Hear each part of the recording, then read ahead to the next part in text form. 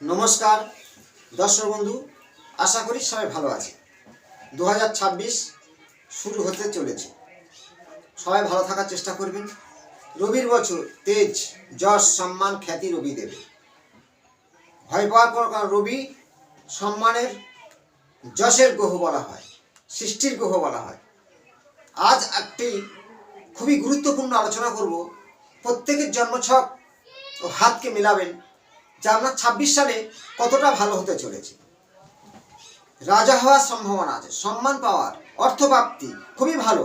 দেখতে থাকবেন, লাস্ট পর্যন্ত লাইক শেয়ার করবেন। এবং যে পজিশনটা জানাবো সেটা হলো আপনার জন্মছকটা খুলে দেখুন, গ্রহদের অবস্থানগত ফল যে সহজভাবে জেনে নিন আপনার ছকে কোন গ্রহটা নেগেটিভ, কোনটা পজিটিভ, কোনটা ভালো, কোনটা মন্দ। কিভাবে বুঝবো? বোঝার কৌশল আমি জানিয়ে দিচ্ছি। 9টি গ্রহ আছে, 9টি গ্রহর কারকতা আছে। তেমন বৃহস্পতি আপনার ভালো থাকলে, বৃহস্পতি জ্ঞানের আলো, শিক্ষা, বিপদ থেকে রক্ষা করা, বিপদের রক্ষা কবচ। শুক্র ভালো থাকলে, শুক্র আমাদের যৌবন সুখ, বিলাসিতা, ভোগ, আর্টিস্ট, আর্ট, গাড়ি বাড়ি। শুক্র। চন্দ্র ভালো আছে, মন মানসিকতা, শিল্পকতা, খুবই সুন্দর আপনার জীবন কাটবে। শনি ভালো আছে তো ভাগ্যের চাকা উচ্চ র্যাঙ্কে উঠবে, কর্মের পথ কোনো বাধা হবে না। মঙ্গল ভালো আছে, পরাক্রম, সম্পত্তি এবং আপনার সাহসিকতার সঙ্গে লড়াই করার ক্ষমতা। মঙ্গল নেগেটিভ, সর্বকাজে বাধা, মামলা মোকদ্দমা, কেস হতেই পারে।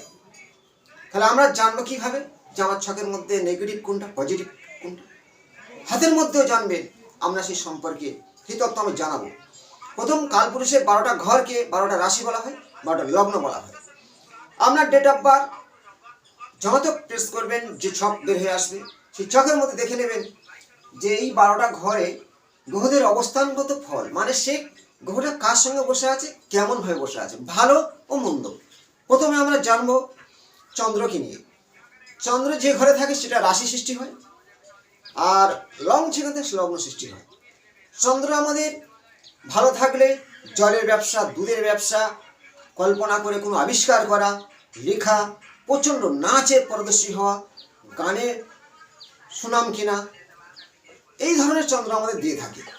মায়ের আশীর্বাদ পাওয়া, মাতৃভক্তি হওয়া, তার মন শান্ত থাকা। তার চন্দ্র যদি নেগেটিভ হয়, পাগল হতে পারে, জেল খাটতে পারে, উন্মাদ হতে পারে, নেশাযুক্ত হতে পারে। চন্দ্র খারাপ হলে, চন্দ্র প্রচুর খারাপ, নেশায় অলমুক্ত, শ্বাসকষ্ট, মৃত্যু, জলে ডুবে মৃত্যু। তাহলে চন্দ্রকে ফার্স্ট শুরু করবো। চন্দ্র দেখুন বৃষ রাশিতে, যদি কারো বৃষ রাশির তুঙ্গস্থ চন্দ্র যদি কারোর থাকে, সেই চন্দ্রের পাশে পিছনের ঘরটায় রবি বা সামনের ঘরটায় বৃহস্পতি, বা একটা ঘর পিছে বৃহস্পতি, একটা ঘর আগে বৃহস্পতি থাকে, তাহলে এই চন্দ্র আমরা জীবনের সাকসেস দেবেই। যে কথা কারো কথা বললাম, চন্দ্র যদি নেগেটিভ থাকে কি কি হবে দেখে নিন। চন্দ্র বৃশ্চিকে নিচস্থ থাকে, সেখানে চন্দ্র শনিযুক্ত। প্রথমে জেনে নিন শনি চন্দ্রকে 20 যোগ, আমার ভাষায় স্বর্ণচড়া।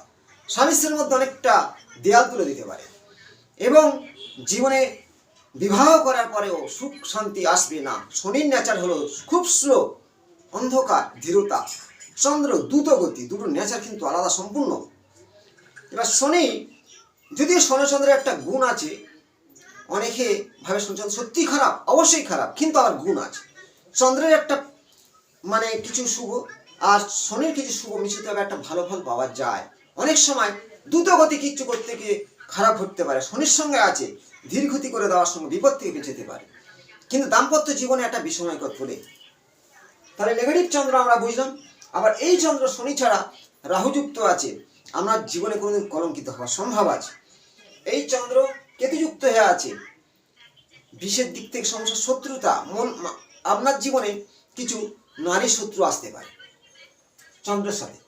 তাহলে চন্দ্র নেগেটিভ হবে শনি, রাহু ও কেতুর দ্বারা। এই চন্দ্র কিন্তু কারোর শত্রু নয়। আর চন্দ্র যদি কারোর জন্মছকে নিচস্থ অবস্থাতে, তাহলে আমরা চন্দ্রকে নিয়ে জানলাম। এবার জানবো দেবগুরু বৃহস্পতি। যে ধর্ম বিপদ থেকে রক্ষা করা, বৃহস্পতির গুণাগুণ সম্পর্কে জানবো। বৃহস্পতির রং হলো হলুদ। তেমনই বৃহস্পতি ধরে নিন এখানে আছে শুক্রের সাথে, তাহলে শুক্র বৃহস্পতি যদি আমি লগ্নের দ্বাদশ বলি, তাহলে কিন্তু দ্বাদশ ঘর বিদেশ যাত্রা, ঘোরা, কিন্তু দ্বাদশ ঘরটা দুস্থান ঘর, ভালো ফল হয় না। সেখানে হবে কেন? এখানে বৃহস্পতি তো মানে নিজস্ব ঘর, নিজের ক্ষেত্রে নিজে বসে আছে, আর শুক্র হচ্ছে কি মীন রাশিতে উচ্চস্থ আছে, একসঙ্গে আছে, আপনার ভালো হতেই হবে। এবার ওই বৃহস্পতির ফল দেখুন, কর্কট রাশিতে তুঙ্গস্থ আছে, কারোর ছকে থাকতে পারে, সেখানে চন্দ্রযুক্ত আছে। একে বলা হয় গযোগ কেশরী যোগ। আপনার জীবনে সব আস্থা জলের মতো হয়ে যাবে, আপনার মনের ইচ্ছা পূরণ হবে, সাফল্য লাভ আসবেই, চাকরিতে জয়েন করবে। এই বৃহস্পতি শুক্রযুক্ত হয়ে আছে, এখানে নেগেটিভ ভাবে কয়েকটা ঘরে, যেমন লগ্নের ষষ্ঠ ঘরে অষ্টম বা দ্বাদশে আছে, কিন্তু সেখানে শুক্র নিজস্ব আছে বৃহস্পতির সাথে। তাহলে আপনার জীবনে শুক্র বৃহস্পতি কোনো ফল দেবে না, কারণ দুজন দুজনার শত্রু হয়। দেবগুরু দৈত্যগুরু, এরকম অনেকের চোখে দেখেছি, দুটো গ্রহ একত্রে থাকলে ফল পায়নি। তাহলে আমি বৃহস্পতি নিয়ে কিছু জানলাম। এবার আসবো রবিকে নিয়ে। যে রবির সামনে, রবির বছর, রবি হল রাজা। যেসব জাতক জাতিকা রবির জাতক বলা হয়, 1 তারিখে, 10 তারিখে, 19 তারিখে, এর হল রবির জাতক। রবির মধ্যে থাকবে তেজ, তার একটা সৌন্দর্যের রূপের বাহার, রবির মধ্যে থাকবে সম্মান। তাহলে আমার রবিকে সরকারি চাকুরি হিসেবে গণ্য দেওয়া হয়েছে। যত সরকারি চাকরি রবি ছাড়া হয় না। মেডিকেল লাইন, সে রবির দরকার। টেকনিক্যাল লাইন, তার তো রবির প্রয়োজন আছে। তাহলে রবি আমাদের রাজনীতির উচ্চ পদে বসাতে পারে, সিংহাসন দিতে পারে রবি। তাহলে রবি ভালো থাকলে আমরা ভালো ফলটা পাবো। রবি ভালো বুঝবো কি করে? রবি তুঙ্গস্থ অবস্থা মেষ রাশির ঘরে থাকে, সেখানে কিন্তু একা থাকতে হবে, বা রবির সাথে মিত্র মঙ্গল থাকতে পারে।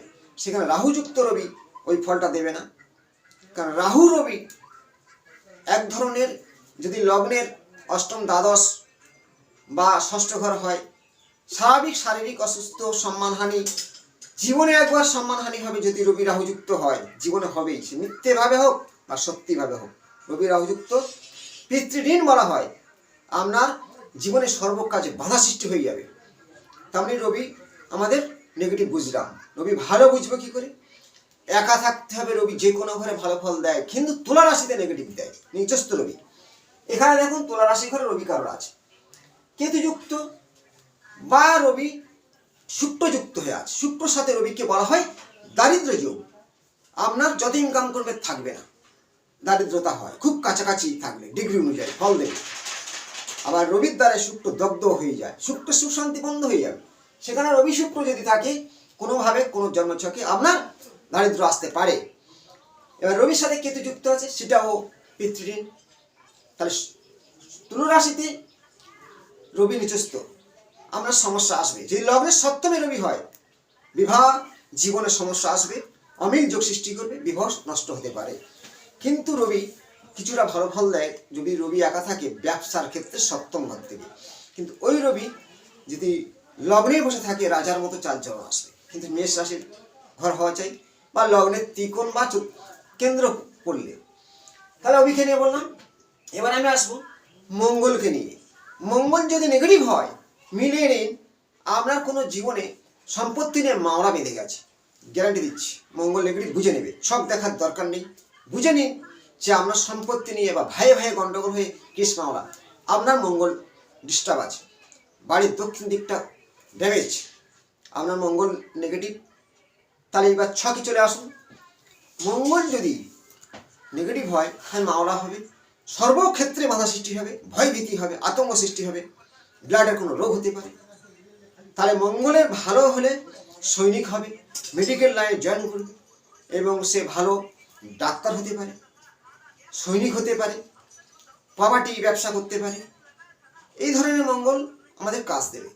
মঙ্গল মকর রাশির ঘরে যদি কেন্দ্রের ঘর হয়, লগ্ন থেকে, বা সেটা দশম ঘর হয়, তাহলে মঙ্গল তুঙ্গস্থ অবস্থায় আছে, আমার জীবনে ভালো ঘটবে। আবার শনি মঙ্গলও ভালো ফল দেয়, অনেক ক্ষেত্রে দেখেছি। অন্য দিক থেকে নেগেটিভ দাম্পত্য জীবনেও, কিন্তু শনি মঙ্গলও ভালো ফল দেয় অনেকের ছকে, তার ঘর অনুযায়ী, ভাব অনুযায়ী। অষ্টম, ষষ্ঠ, দ্বাদশ না হলে ভালো ফল পাবেন। কেন্দ্র হতে হবে, সেটা কর্মের ঘর, আয়ের ঘর। মঙ্গল শনি ভালো দেবে, কিন্তু অন্য ঘরে নেগেটিভ। মঙ্গল একা আছে মধ্যস্থ অবস্থায়, আপনার এই সম্পত্তিগুলো প্রাপ্তি হতে পারে। মঙ্গলের খারাপ ফল বুঝবো কি করে? মঙ্গল লগ্নের সপ্তমে, লগ্নের সপ্তম ঘর, মঙ্গলের সাথে রাহুযুক্ত বা শনিযুক্ত, বিবাহ জীবনের সমস্যা। মঙ্গল অষ্টম, দ্বাদশ ভাব, মামলা মোকদ্দমা হতে পারে। তার মানে মঙ্গল শনিযুক্ত হয়ে আছে। যদিও কুম্ভ নিজের ঘর নিজে বসে আছে, এটা কি ফল দেবে? ভালো কিছু দিতে পারে, সব খারাপ তা নয়। তাহলে মঙ্গল নেগেটিভই জানলাম, চন্দ্রকে জানলাম, আমরা 9টা গ্রহকে কিছু সম্পর্কে জানলাম। জন্মছকে দেখে নিই যোগ সম্পর্কে। প্রথমে যদি আমরা ছকটা খুলে দেখেন কোন যোগে, 27টা যোগের মধ্যে কোন যোগে জন্ম হয়েছে, কিছু নেগেটিভ যোগ জানাবো, কিছু পজিটিভ জানাবো। যদি কারো সৌভাগ্য যোগে জন্ম হয়, সৌভাগ্য নিয়ে সে জন্মগ্রহণ করেছে, জন্মছক ভালো হতে হবে, বাস্তব ভালো থাকবে, সৌভাগ্য যোগ থাকবে, জীবনে সৌভাগ্যটা পাবেন। জন্মছক নেগেটিভ হলে সৌভাগ্য যোগটা কাজ করবে না। বৃদ্ধি যোগ, আপনার ব্যবসায় ভালো উন্নতি হবে তাদের ক্ষেত্রে। শিব যোগে জন্ম, শিবের একটা আশীর্বাদ ঘটবে। সবচেয়ে নেগেটিভ যোগ অতি গণ্ড, গণ্ডযোগ, গণ্ডকে জন্ম, অতি গণ্ডযোগে জন্ম। এই যে অতি গণ্ডযোগ, এই যোগটায় যাদের জন্ম হয় বারবার সেই গণ্ডগোলের মুখে পড়ে যায়, বিপদের মুখে পড়ে যায়, অশান্তির মুখে পড়ে যায়। তার সাথে যদি জন্মছকে সপ্তম ঘর, বিবাহ ঘর ড্যামেজ হয়, তাহলে তারা দেখতে হবে না, খুবই খারাপ ঘটে যাবে। কালসর্প মাঙ্গলিক শুধু খারাপ হয় তা নয়, যোগ অনেকটা ভূমিকা দেয়। এই যে ব্যতিক্পাত যোগ, আপনার বিপদ পদে পদে, তার সাথে যদি প্রতিপদে জন্ম হয়, প্রতিপদ বুঝবো কি করে? অমাবস্যার পদ দিনে প্রতিপদ আপনার জন্ম হয়েছে, তার সাথে ব্যতিক্পাত যোগ, বারবার জীবনে ঘাত প্রতিঘাত, বিপদ, বাধা বিঘ্ন আসবেই। তাহলে আমরা এই সম্পর্কে কিছু তথ্য জানালাম জ্যোতিষ কথার মধ্যে। এর থেকে বাঁচার উপায় অনেক শাস্ত্র মতে বিধান আছে। জ্যোতিষের কাছে আমাদের মূল প্রতিকার হলো গ্রহরত্ন, মহারত্নর বিশাল দাম। কিছু টোটকা, কিছু তন্ত্র সাধনা করা, কিছু গাছ ব্যবহার করা আমাদের সাপোর্ট আসবেই। কিছু ভালো থাকতে গেলে কিছু করতে হবে। প্রথমে বলি, কিছু নেই আপনার, ঈশ্বরের আরাধনা করতে হবে। একই মনে একই ধ্যানে 26 সালটা প্রথম শুরু করুন। আপনার জন্মছকে অনেক নেগেটিভ বুঝতে পারছেন, কিছু হওয়া কাজ হচ্ছে না, তার থেকে বাঁচার জন্যে ফার্স্ট সূর্য উদয়ের সাথে সাথে আপনি উঠুন, উঠে কিছু নিজের ভাবনা চিন্তা করুন। বিছানায় বসে উচ্চ র্যাঙ্কের ভাবনা ভাবতে ভাবতে আপনার সেই মনের ইচ্ছা পূর্ণ হবে। নেগেটিভ চিন্তা নেগেটিভ ঘটাবে, পজিটিভ চিন্তা পজিটিভ ঘটবে। এবং নিজে থেকে একটা পরিকল্পনা করে আমরা এটা করবই, সেই মনের জেদ আপনার উচ্চ র্যাঙ্কে তুলবে। স্বপ্ন দেখুন ভালো ভালো, মনের স্বপ্ন, মনের ইচ্ছা পূরণ হবে। সূর্যদেব রবির বছর, রবিকে বলা হয় সূর্য, যা সৃষ্টি।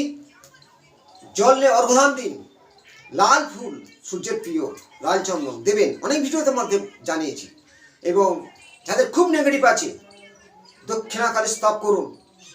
আপনার শনির প্রভাবে পড়েছেন, দক্ষিণাকালে স্তব করুন। আপনার খুব বুঝতে পারছেন মামলা মোকদ্দমা ছেয়ে গেছে, দক্ষিণাকালে স্তব করুন, এর থেকে বেরিয়ে আসবেন। ভালো থাকবেন, লাইক করুন, নমস্কার।